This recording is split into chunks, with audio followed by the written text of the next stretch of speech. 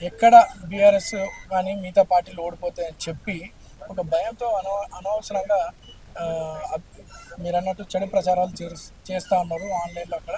వాటి గురించి మేము ఆలోచించడం, ఈ అవమానాలు ఇవన్నీ గత 40 ఏళ్ళుగా మేము చూస్తున్నాము, భరిస్తున్నాము. వాటి గురించి మా లక్ష్యం అంతా కూడా అభివృద్ధి, సేవే లక్ష్యంగా ఉంటుంది.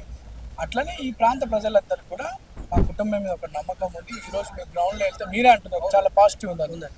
రేపు ప్రజలే గెలిపించే స్థాయికి వచ్చేసింది ఇప్పుడు అది.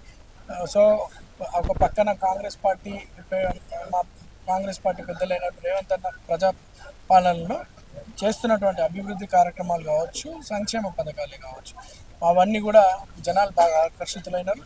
కాంగ్రెస్ పార్టీని నమ్ముతున్నారు. రేవంత్ అన్న పైన నమ్మకం పెరిగింది. రేవంత్ అన్న నాకు ఇక్కడ అభ్యర్థిగా నిలబెట్టడం పట్ల మా స్థానికుడు అవకాశం కల్పించినారని ఈ ప్రాంత ప్రజలంతా సంతోషంగా ఉన్నారు.